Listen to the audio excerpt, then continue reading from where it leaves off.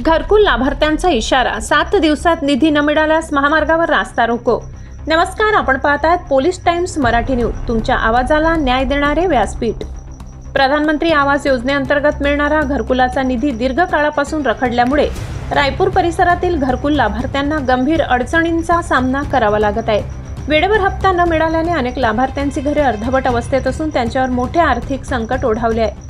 घरकुल योजनेचा निधी वेळेत वितरित न झाल्यामुळे अनेक ठिकाणी बांधकाम पूर्णपणे ठप्प झाले आहे। काही लाभार्थ्यांनी कर्ज काढून घराचे काम सुरू केले असले तरी निधी रखडल्याने कर्जफेडीचा प्रश्नही गंभीर बनलाय।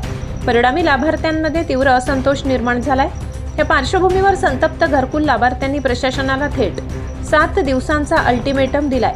येत्या 7 दिवसात रखडलेला घरकुलाचा निधी वितरित न झाल्यास रायपूर बुलढाणा महामार्गावर रास्ता रोको आंदोलन करण्यात येईल, असा ठाम इशारा लाभार्थ्यांनी दिलाय। घरकुल योजनेचा उद्देश गरीब व गरजू कुटुंबांना हक्काचे घर मिळवून देणे हा असताना निधी रखडल्यामुळे त्या उद्देशालाच हरताळ फासला जात असल्याची भावना लाभार्थ्यांमध्ये आहे। प्रशासनाने तातडीने हस्तक्षेप करून रखडलेला निधी वितरित करावा, अशी जोरदार मागणी लाभार्थ्यांकडून करण्यात येत आहे। दरम्यान या इशाऱ्यानंतर प्रशासन कोणती ठोस भूमिका घेते याकडे परिसरातील नागरिकांसह लाभार्थ्यांचे लक्ष लागले आहे। पोलीस टाइम्स मराठी न्यूजसाठी मुख्य संपादक जावेद शहा यांचा रिपोर्ट।